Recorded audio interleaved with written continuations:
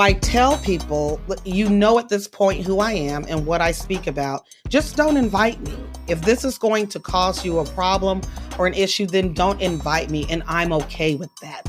That's where I'm at with my art. Hello and welcome to Art Restart, where we explore how artists are reinventing their fields and building a new landscape for the arts. I'm Piercarlo Talenti, the producer and editor of this podcast, brought to you by the Keenan Institute for the Arts at the University of North Carolina School of the Arts. And I'm Rob Kramer, the founder and CEO of Kramer Leadership, whose mission is to advance leaders for the greater good. This week, we bring you our interview with poet, spoken word artist, blogger, and activist Hannah Drake. On Super Bowl Sunday of 2019, Hannah, who had long written about politics, feminism, and race, reached a new level of fame. Film director and producer Ava DuVernay, to protest the NFL's treatment of quarterback turned activist Colin Kaepernick, tweeted at Hannah's poem, "All you had to do was play the game, boy." Kaepernick in turn shared the poem with his followers, and in short order, Hannah's words reached 2.4 million viewers. Amazing. Thankfully, Hannah has only continued turning up the volume on her art and activism since then, especially in the last year when, after the murder of Breonna Taylor, she stood and spoke on the front lines of protests in Louisville against police brutality. She's collaborated with the Louisville Ballet and the Actors Theatre of Louisville on new projects and continues to offer up provocative commentary on her widely read blog, Write Some #IT. Hannah is also the chief creative officer of Ideas xLab, an artist-run nonprofit based in Louisville, Kentucky, that champions inclusion and belonging through creativity, art, and action. Inspired by a trip she made with her daughter 3 years ago to the National Memorial for Peace and Justice and the Legacy Museum in Montgomery, Alabama, Hannah, along with Ideas xLab's co-founder and CEO Josh Miller, devised the Unknown Project. The Unknown Project is a multi-year series of public art installations and educational experiences designed to bring to civic and national consciousness the Black men, women, and children in Louisville's past who have been overlooked in history. I started the interview by asking her whether, given her social justice advocacy and her work as a chief creative officer, she needed to carve out space for her artistry or whether her activism and art were always linked. Yeah, I think they're both intertwined. I think art is always at the start of a movement. I mean, even when people think about Black Lives Matter and it being this huge movement, those are three words. So the words formed around this movement, right? And so you didn't hear, I believe Black Lives Matter started after Trayvon and Mike Brown and the deaths of both of them. And you have people come together and say, well, let's use these three words. Well, that's art. That's writing, right? And so how can I use my art form to speak to what's happening in the world?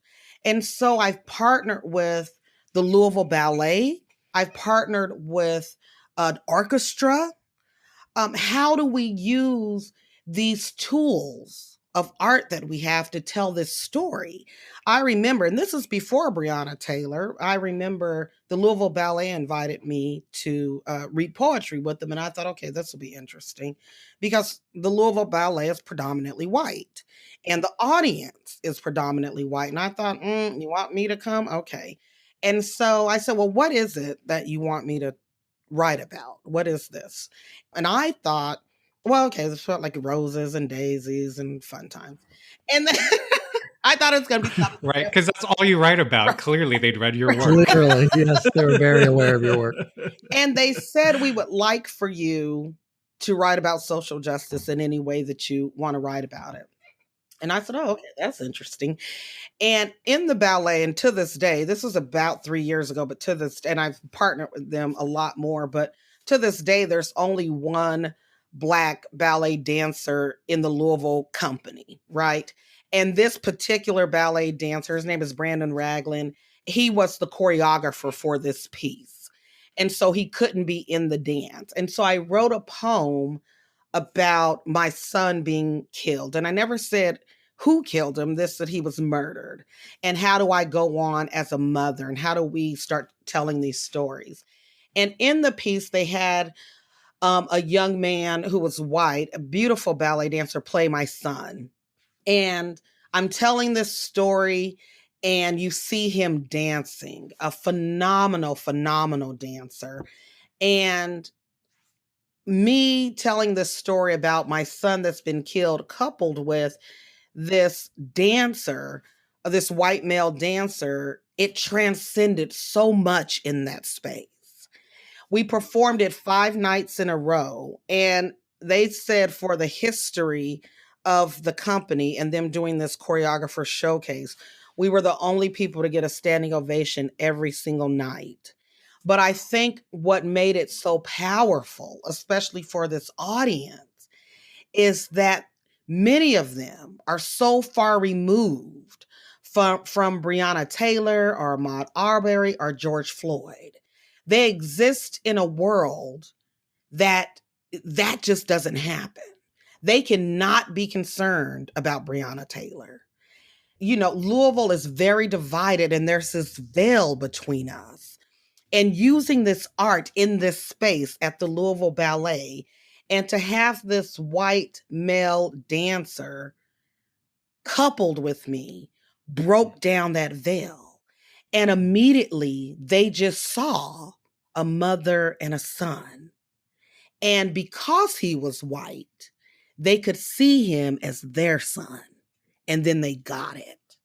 That's the power of art. And so I think it all just intertwines. I'm not separated from my art. It's simply who I am and what I do. And how can I tell people all the time, I'm not writing to entertain you. I'm trying to change you. I'm trying to change the very way that you think. And if I have to use art and poetry and art coupled with dance or art coupled with the orchestra, then that's what I will do. Whatever it will take for you to change the way that you think. That's what I'm willing to do. You said something earlier about, it was kind of a rhetorical question. What does it mean to make art in this era? But I kind of want to ask it to you. What does it mean to make art for you specifically today, as opposed to, say, 5 years ago? Has your relationship to your art changed? Your mission?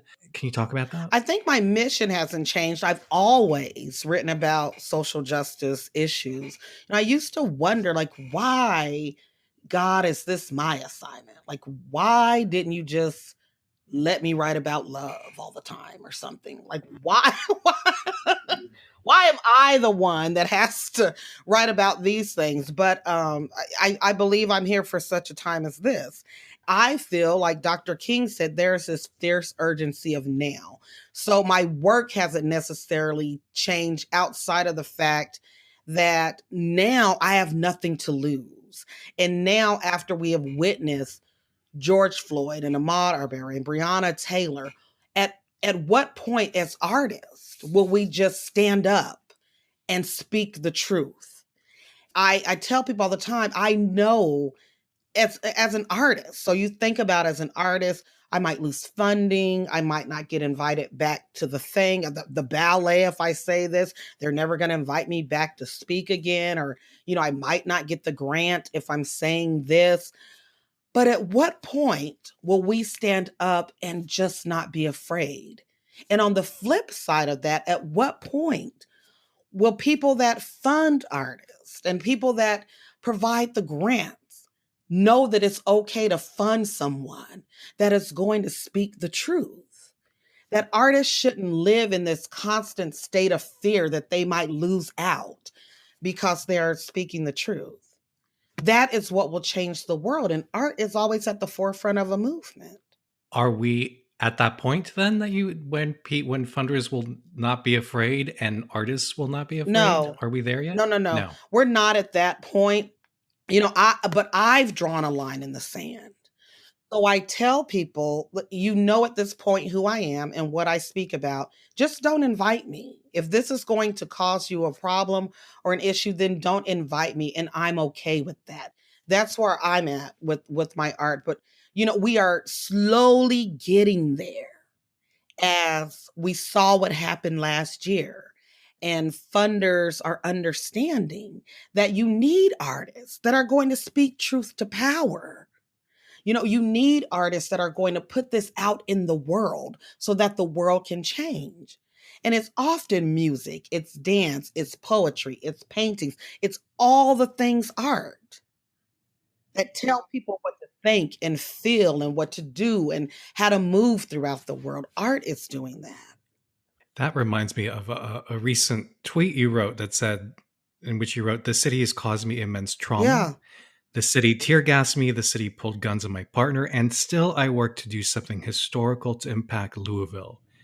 Could you talk about how you negotiate those complicated, those feelings, the kind of the deep hurt and the injury, along with your loyalty to bettering the city? How do you negotiate that? It's very difficult. It's like you're in a rock and a hard place, that you want to do something great and amazing, and you know that is needed for this city. This is a city that certainly needs arts and culture in it, and culture and art that is relevant. It needs that. And yet and still this city has harmed me and tear gassed me and has never once said, and probably never will say, it's sorry for what it has done. And so I still struggle with that. And my partner said, "Hannah, you have to remember that the art that you are creating isn't for leadership in this city to get it. You're doing this for everybody else in this city to get it. And if the leadership doesn't get it, that's fine. But think about what you have done for everybody else in this city." And some of the names came from people who weren't in Louisville, they're in Kentucky. And so I think it's for them. And I have to remember that. It's like in my poem Spaces, when I say I stand in these spaces even when it makes me uncomfortable, because I'm standing in this space for the people that are going to come behind me. And, I tell people, when I teach poetry writing workshops or anything, there are times, and it could be because you're Black, it could be LGBTQ, it could be Latinx, it could be because you're a woman, it could be many things, that you are going to have to stand in spaces and it's not going to feel good. And there is no getting around it. But you have to stand in those spaces because of the people that will come behind you. And there were people who stood in spaces so that I could stand in space, so that I could even do this project. And it was difficult, to do a bus boycott, and they had to walk for years without taking the bus, or to sit down at counters and have milkshakes poured over their head, or being spit on, or try to go into a school and you're the only Black person, or you're one of 9, but they did that. They stood in spaces that made them extremely uncomfortable so that I could be in that space today. And so now my job is to just keep carving out space. And at times it's at the expense of feeling comfortable. You just go into it knowing this isn't going to feel good. But it's for a bigger cause. It's greater than you. How's your resilience, Hannah? Do you ever lose hope? Do you get discouraged? Oh, I get discouraged often. I truly do. I get discouraged, and you know what? It's two things. One, I get discouraged with the older people, and when I say older, I mean my age. I'm in my 40s, so around that age and up, maybe a little bit younger than me.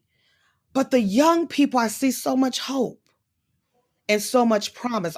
Today I taught a workshop about Juneteenth for young people, about a group of 20 young people. And I asked them, they're middle school, high school, and I asked them, so did the Emancipation Proclamation free all the slaves? And they all said no. And I thought, well, you guys just made my job a lot easier because you already get it. And you have a generation that has grown up with the Black president, Barack Obama. They're growing up with Vice President Kamala Harris. They've grown up with gay marriage. They are growing up with these things that are just part of the world. And they don't understand why older generations just won't let it be and let people be. And so the young people give me hope. But sadly, and I will say this, People ask me all the time, Hannah, will there ever be a day there will be no racism? And I say, no, that will never happen. It could, but it's not going to happen because parents and grandparents keep planting the seeds. It could go away if we weren't instilling it in young people. Young people know nothing. They're not born in the world hating anyone. They are taught that. And as long as parents and grandparents and institutions and the atmosphere keep teaching that, then we will continue to have racism. And it's not until something different is taught, which is why you have all this pushback across the nation about, everyone wants to say critical race theory. I call it just teaching history. Right, exactly. We're just going to teach you some facts. And there's this pushback because as long as we can continue to teach young people all the lies that we've been taught, then we can continue to perpetuate the same thing over and over and over again. But once young people know the truth, even older people, they will do something different. I had a woman email me real quickly, and she's 64 years old, and she read about the Unknown Project. 64. And she had never heard about the Ohio River and slavery and enslaved people being sold down the river, and that there was this dividing line, that the Ohio River was this dividing line. And if you get across it, you can enter into states that were free states. She never knew that. And now she's learning it, but she's 64 years old and has this awakening now of what I've been taught wasn't really the truth. And when you know the truth, then typically, if you really embrace the truth, you do something different. And that's why there's such fear about the teaching of history, basically. I want to look specifically at your artistry as a writer and performer. And you described your work as being speaking truth to power. What needs to change to ensure that artists such as you can speak truth to power? That the work of poets like you can reach its intended audience? Is there something that could be reinvented if you could snap your fingers? I think if I could change anything, it would be how poets, one, are valued and funded, right? And so I think there are many poets that have amazing things to say, and they simply don't have access to say them. Or if they do say something, then they risk, like I said, not getting funding for something. And I wish that would change. Here I wrote this letter to the CEO of Churchill Downs last year, and I was very afraid. I knew that, okay, so we're in the middle of COVID, right? And I was like following all the guidelines, you got to wear your mask, don't gather in groups bigger than 10. Like, I was serious. I'm following all the guidelines. And the Kentucky Derby was still going on at that time in May. It's the first Saturday in May, they're having the Kentucky Derby. And our governor was like really strict. Like, every day he was on the news with these reports, and I appreciate him for it. He's on the news report, and don't gather in groups of more than 10, and you got to be with your family and people that you live with. And we were following this. But then he never said anything about the Kentucky Derby still running, and they were having 20,000 guests.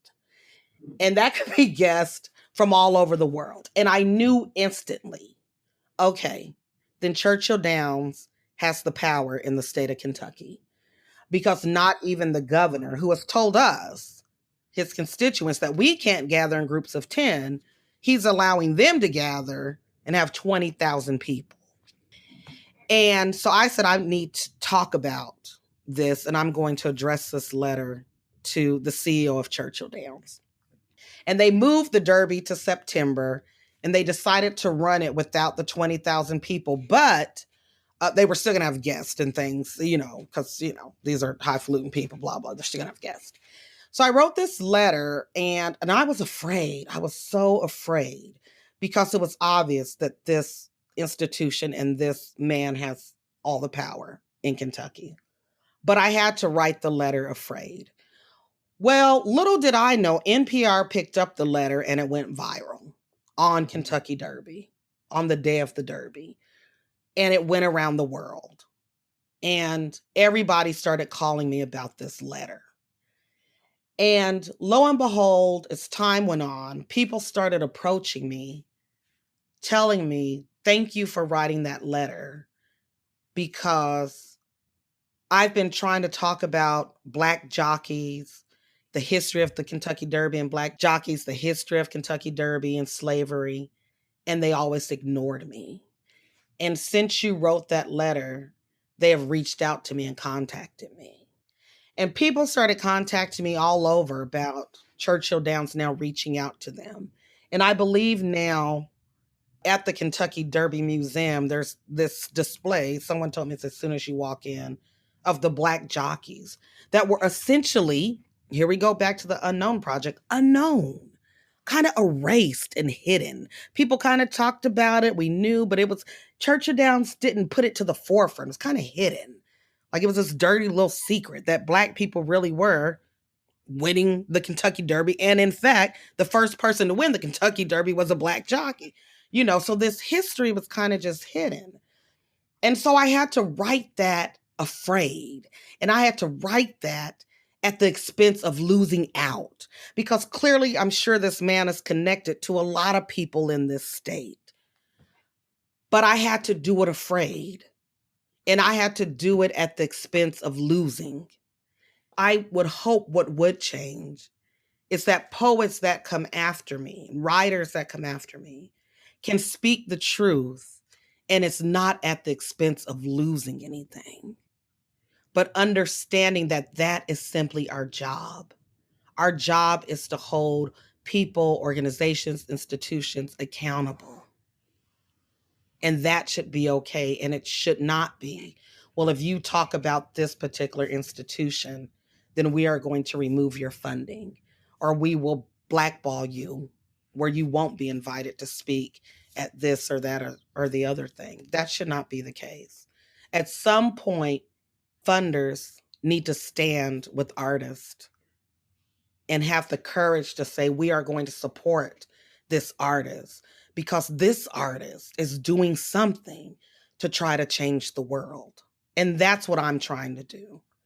And I hope that people understand that I'm trying to write to change the world, period. And I shouldn't have to worry about doing that. And can I speak the truth or put food on the table?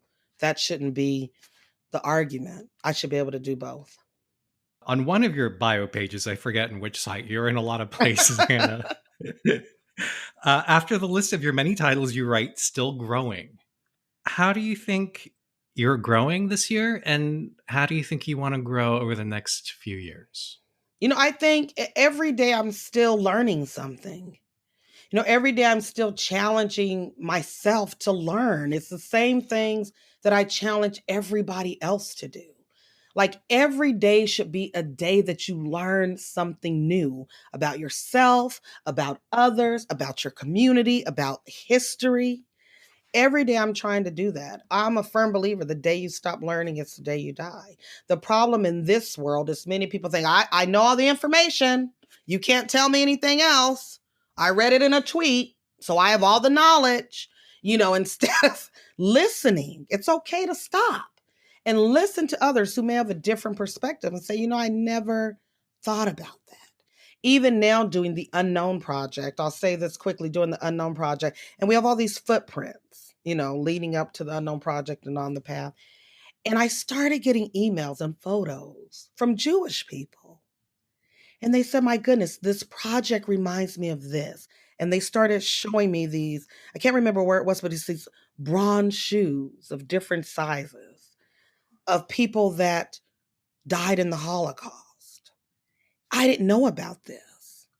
And this connection now with how they see the footprints, enslaved people's footprints, and they're connecting them to the shoes of people that died in the Holocaust. So this is something now I can learn. And how instead of us thinking we are so different, how do we bridge ourselves together? Because we've both been through this struggle, two of the greatest crimes against humanity. And how do we both start learning about that together? I don't have to hate you. You don't have to hate me. But together we both have a story to tell. You know, Pier Carlo, the thing that really struck me about what Hannah spoke about was, and it's kind of reading between the lines, but her willingness to be uncomfortable and put herself in uncomfortable situations. Hmm. She wants to really continue the social justice work that her elders started and sees that she has a role to play in continuing moving the needle forward. Yeah, and the sense that she's cultivated over the years of her artistic integrity. In other words, she knows now, she has complete certitude about what her art stands for Right. and what she's willing to back down for or not. As she says, her art is about speaking truth to power, and she maintains her integrity by remaining powerful. I was also really struck by her savvy, when she talked about reaching directly out to the CEO of Churchill Downs because she noticed Hmm. that's a huge place of power in the state of Kentucky. So really looking for those sort of cracks in the systems or places that she can explore.